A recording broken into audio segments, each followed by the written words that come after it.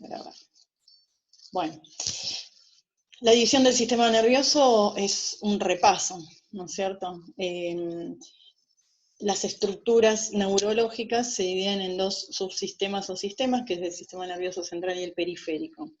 Una regla mnemotécnica para pensar en esta división, que a veces genera un poco de confusión: todo lo que es sistema nervioso central es aquel conjunto de órganos que está protegido por estructuras óseas. Esas estructuras óseas son el cráneo y la columna vertebral. Entonces, ¿qué vamos a tener, ¿no? Como sistema nervioso central? El encéfalo. Dentro del encéfalo tenemos el cerebro.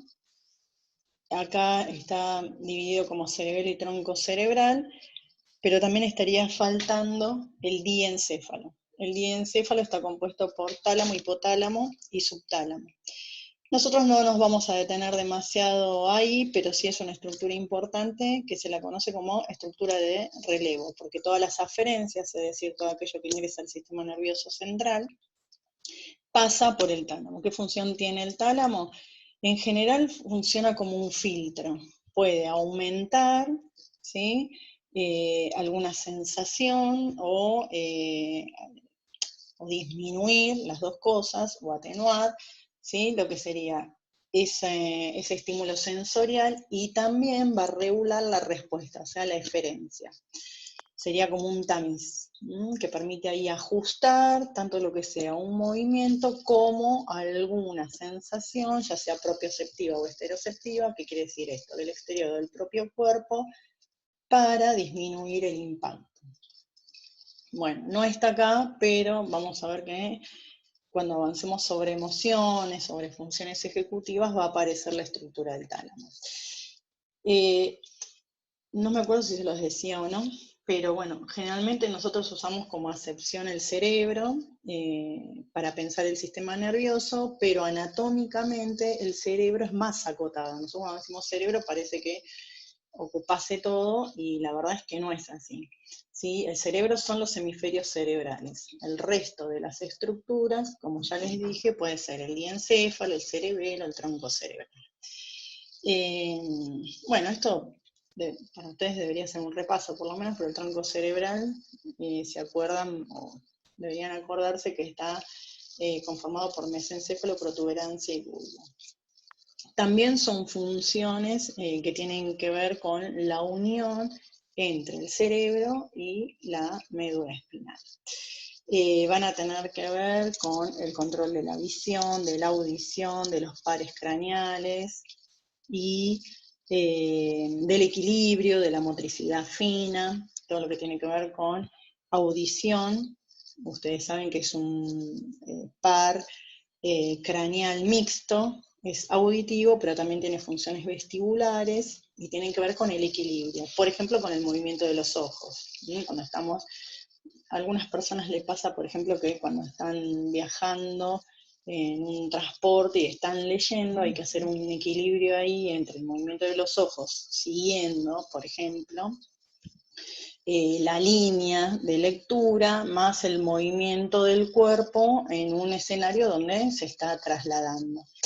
Eso en situación, y hay gente que eso, por ejemplo, le produce náuseas o mareos. Hay gente que dice, yo no puedo leer mientras voy viajando.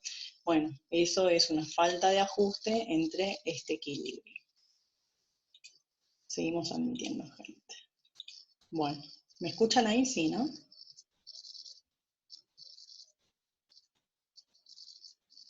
Espero que sí. Sí, profe, la escuchamos. Buenísimo, alguien ahí que me responda, pues no puedo verlas. Bueno, dijimos esto, sistema nervioso central. Vamos a avanzar ahora un poquito en médula espinal, así que tenemos algunos gráficos. Recuerden que acá los gráficos son importantes porque si no queda como todo muy abstracto. Sistema nervioso periférico, entonces todo lo que está por fuera de las estructuras óseas que funcionan como estructuras de protección.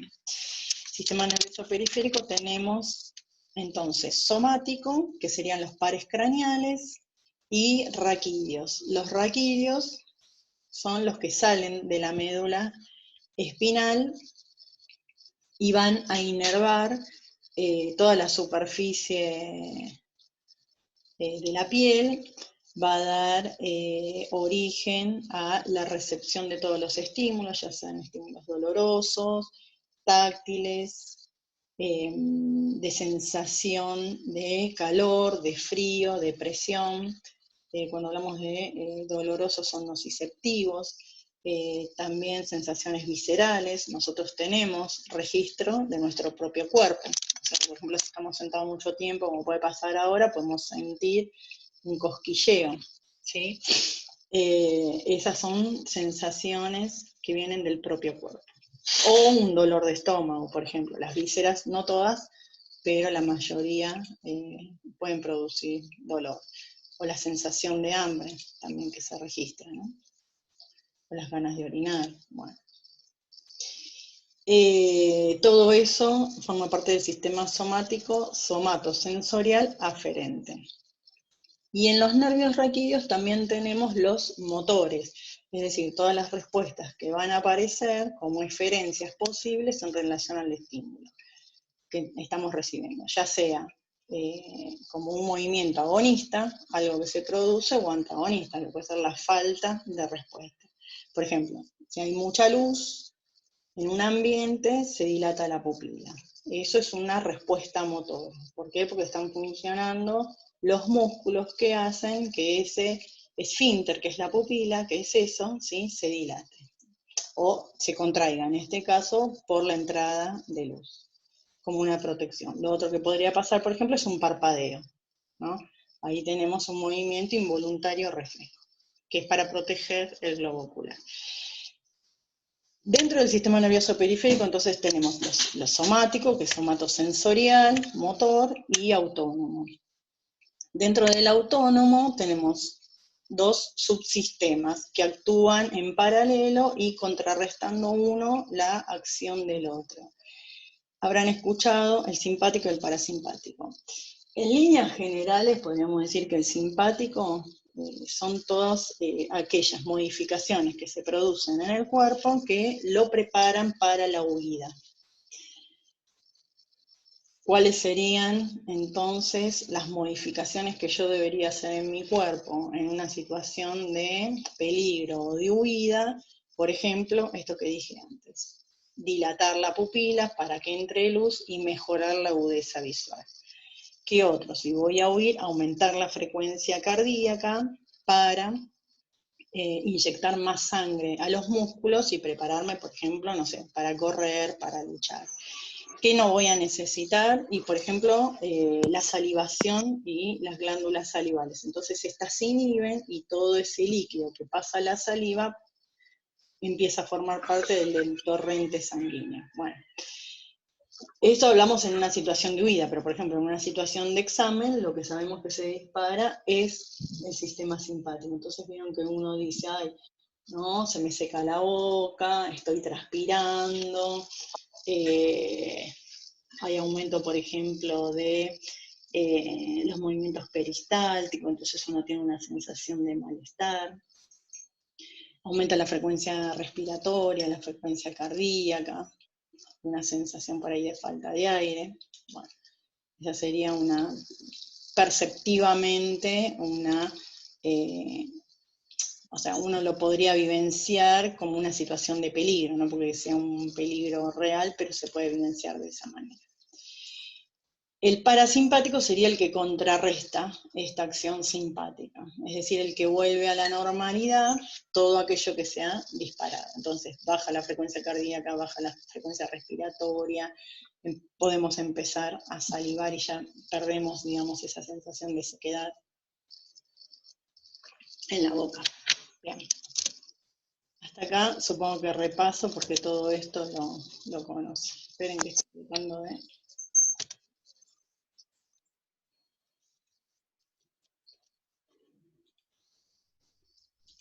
Ahí está.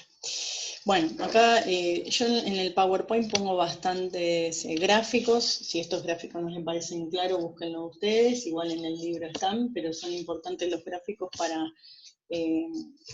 tener una idea más acabada de cada una de estas estructuras y que no queden simplemente en cuestiones imaginarias, ¿sí?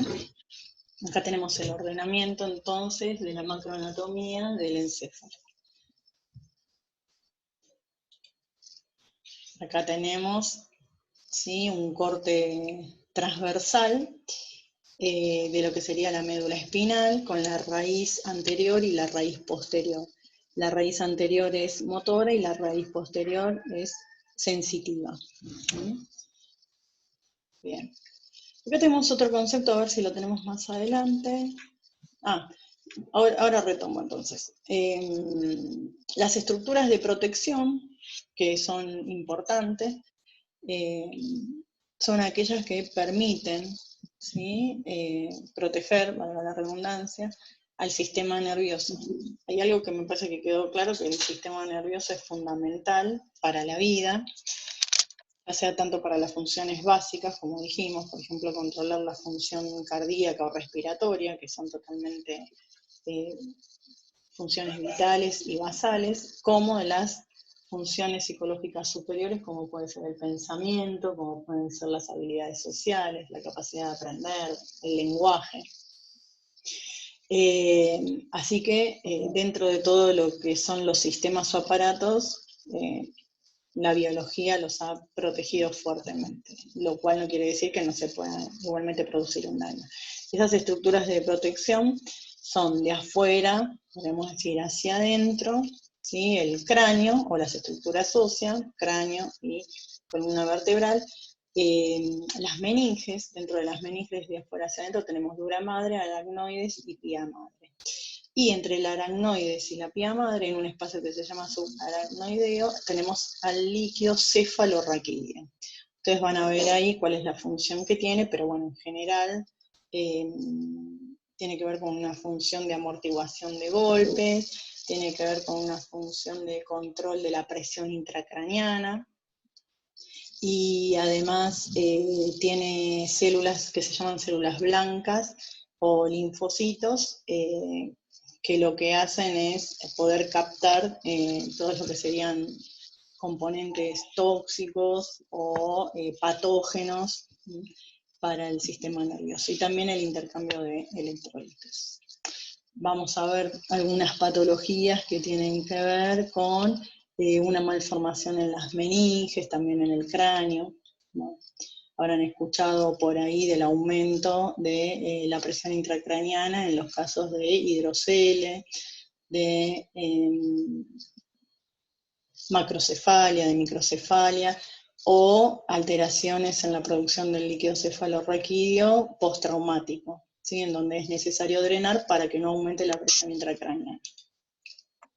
Bueno, acá tenemos un gráfico del cráneo, con los huesos que conforman el cráneo, algunos pares y otros impares. Los impares acá no se llegan a ver, igual no son tan importantes, pero tienen que ver con la base, ¿sí?, del cráneo. Yo eso no se los voy a pedir, pero sí me parece por lo menos importante tener una noción, porque los nombres de los huesos que conforman el cráneo van a dar nombre a los lóbulos cerebrales, ¿sí? El lóbulo frontal, parietal, occipital y me falta uno, y el temporal. Los que estarían faltando acá, que son los de la base del cráneo, son el efetmoide y el etmoide. Acá tenemos un gráfico de columna, cervical, dorsal y lumbar, no nos vamos a detener mucho ahí, porque nosotros no vemos motor, no nos da el tiempo, no porque no sea importante. Bueno, y acá algunas generalidades, ¿sí? Bueno, lo que dije antes, el líquido cefalorraquídeo, las características, las funciones que tiene. Esto que les quería marcar antes, que les decía, bueno. Dentro de lo que es la macroanatomía, ¿se acuerdan que en la primera clase yo les mostré ahí un corte transversal de un encéfalo? Se veía el cerebro y se veía parte del tronco encefálico en un preparado de formol, y se veían zonas más oscuras y zonas más claras. Las zonas más oscuras se las llama sustancia gris y las más claras las blancas. Y eso tiene que ver, está relacionado con la microanatomía. Lo que nosotros llamamos sustancia gris son los cuerpos neuronales. Y la sustancia blanca son esas prolongaciones nerviosas que forman parte de las neuronas llamadas axones. ¿Por qué se la ve blanca? Porque están recubiertas por una sustancia lipídica, es decir, grasa, como si fuese, por ejemplo, no sé, un churrasco y uno ve lo rojo, que es la fibra, y lo blanco, que sería la cubierta de grasa. Esa sustancia blanca me da la pauta de que hay ahí redes de conexión entre neuronas, las cuales se llevan a cabo por los axones. Esa red de conexión o esa información que aparece, no sabía que hay gente hablando en el chat, o no se me parece un cartelito. Esa conexión entre las neuronas y esa comunicación, porque la conexión tiene que ver con la comunicación, es lo que llamamos sinapsis, que ya lo vamos a ver en microanatomía y en conducción. Algunas cuestiones generales, ¿sí? del cerebro.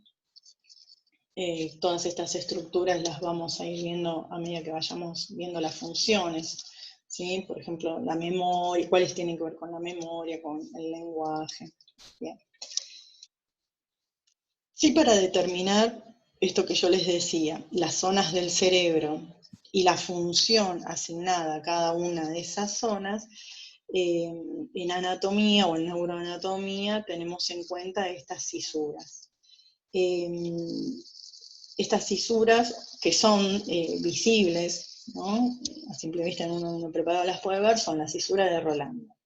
Todo aquello que es pre-rolándico, que estaría en el lóbulo frontal, tiene que ver con la motricidad. Todo lo que es post-rolándico, que es parietal, tiene que ver con lo somatosensorial.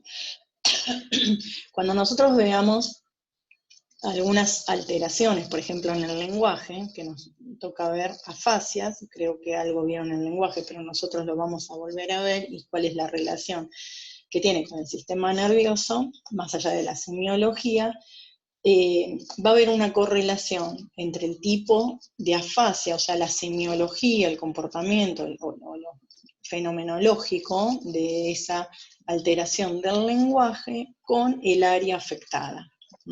Entonces, ustedes lo vieron también un poco ahí en la historia, cuando hablaban de Broca y de Wernicke, que todavía no tenían métodos de diagnóstico sofisticados. Bueno, vamos a actualizar a ver si nos deja.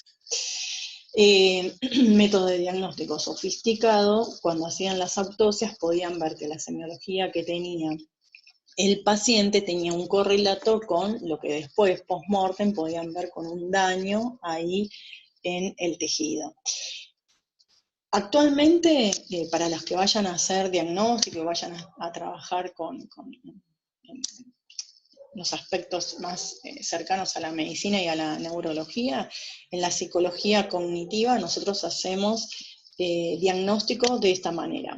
Porque más allá de que en la tomografía, por ejemplo, o una resonancia, se pueda ver un daño en determinada zona, los médicos, generalmente los neurólogos, piden como interconsulta, tomar técnicas diagnósticas que puedan dar una idea de cuáles son las alteraciones funcionales que tiene ese paciente.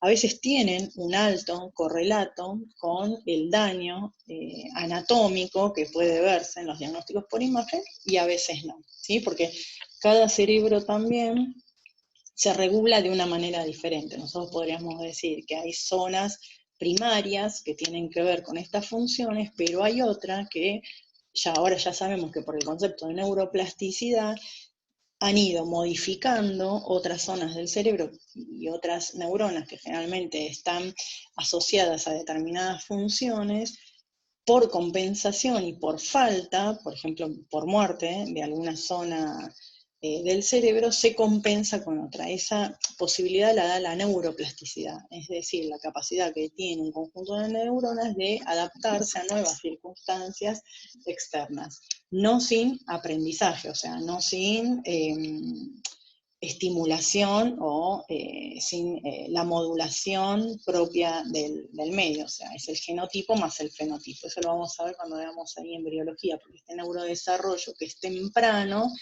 y empieza en la edad embrionaria, continúa a lo largo de toda la vida. Y en la cisura de Silvio lo que vamos a separar ahí es todo lo que tiene que ver con el lóbulo temporal.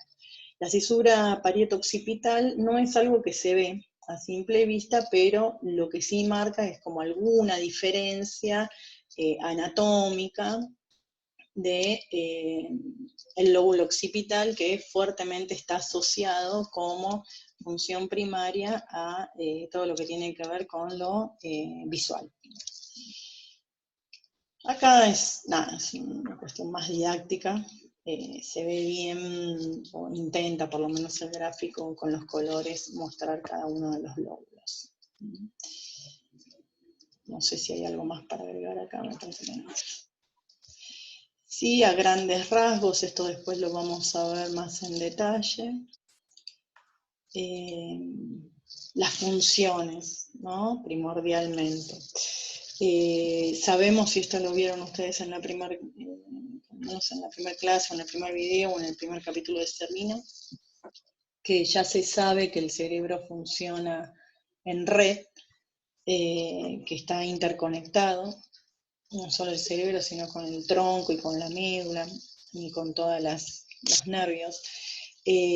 Pero, de vuelta, predominio, podemos decir que el lóbulo frontal está relacionado con la función motora y las funciones ejecutivas o funciones psicológicas superiores. El occipital es lo que les decía antes, con información visual, el temporal con los estímulos auditivos, con el lenguaje hablado y oído, con la memoria auditiva, la memoria más de evocación, la memoria llamada implícita, ¿no? Con los recuerdos. Por ejemplo, cuando escuchamos un sonido, una canción, y eso nos recuerda algo particular o activa alguna parte de nuestras emociones. El parietal con la percepción del espacio y el tiempo, y también, como dijimos antes, con lo somatosensorial, ¿no? No auditivo y visual, porque visual habíamos dicho occipital y auditivo temporal, pero sí todo lo que tiene que ver con el tacto, con el dolor, con los estímulos, se llaman los receptores o los presoceptores, es decir, con la presión, y con, me falta con los de temperatura. Y el prefrontal, que es una adquisición propia del humano, no se registra en otros animales, ¿sí? Por ejemplo, en algunos mamíferos, sobre todo aquellos mamíferos que viven en manada o en conjunto, o sea, los que tienen el instinto gregario, esto lo vamos a ver cuando veamos emociones y sentimientos, y que cuidan a su cría, no todos los mamíferos cuidan a su cría, y reconocen, digamos, este estatuto para nosotros de pareja, o algo de familiaridad, o de filiación.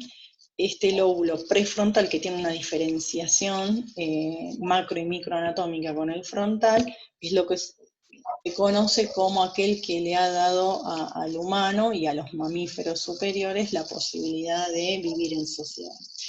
Y de la adquisición del lenguaje, bueno, que ya es propia del humano. Eso ya lo vamos a ver cuando lleguemos al lenguaje. Bueno, como les dije antes, el diencéfalo es, digamos, una estructura más que importante. El hipotálamo, el tálamo ya les dije, esta estructura de relevo, ¿no? Por donde pasa toda la información, y el hipotálamo es una estructura de pertenencia mixta, que tiene que ver con lo neurológico, pero también con lo endocrino, que está íntimamente relacionado. Esto seguramente cuando ustedes vieron psicología del desarrollo, habrán visto la diferencia entre... Bueno, hay alguien que está abriendo una puerta. Habrán visto la diferencia entre desarrollo y maduración, ¿sí? Cuando hablamos de maduración, hablamos de los aspectos de crecimiento y de progreso en relación a dos estructuras, sobre todo. Una tiene que ver con lo nervioso y otra tiene que ver con lo endocrino. Y están íntimamente relacionados. Entonces el hipotálamo es esta estructura, ¿sí? Que va a relacionar y que va a dialogar entre todo lo que es nuestro sistema endocrino y el sistema nervioso, íntimamente relacionados, ¿no? entre lo que sería esta ¿Se estructura quemaron las empanadas? nerviosa. Hoy vamos a comer porque total me apagué. Tengo que estar, pero no. Profe, hay alguien que tiene el micrófono abierto y no se puede. Ahora, bueno. Sí, perdón, pero bueno, les aclaré que tenían que entrar con el micrófono apagado. Bueno, no importa, vamos a ir perfeccionando el método. Bueno, cuando hablábamos del hipotálamo, el hipotálamo se relaciona con una otra estructura intermedia, que es la hipófisis, y la hipófisis tiene, eso lo van a tener que leer, me parece que está en el capítulo 5, la verdad que no me acuerdo, neurohipófisis y adenohipófisis, ¿sí? Esta relación entonces tan próxima, que ya ahora está comprobada anatómicamente, pero de la cual se tenía una presunción entre el sistema nervioso y nuestras hormonas. Cuando hablamos de hormonas hablamos, ¿no?, de todas las que regulan el medio interno. Desde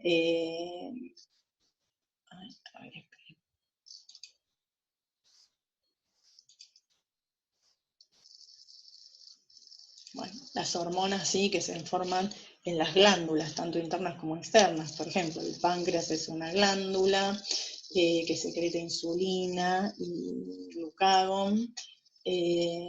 Dijimos antes las glándulas sudoríparas, las glándulas salivales. ¿Qué me está faltando? Bueno, por ejemplo, con los ciclos de atención del sueño y la vigilia, tenemos las suprarrenales que liberan el cortisol. El cortisol tiene una doble función o una doble pertenencia. Ya vamos a trabajar también que es una hormona, pero también es una hormona que se comporta como un neurotransmisor, ¿sí? Bueno, eso ya lo vamos a ir trabajando. La renina, la angiotensina, tiene relación con la presión arterial, con los cambios de humor.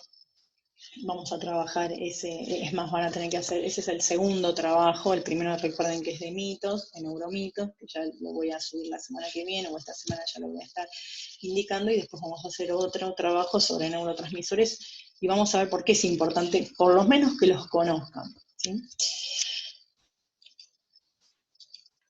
Bueno, acá algunas funciones del cerebelo que están íntimamente relacionadas con la motricidad, con el equilibrio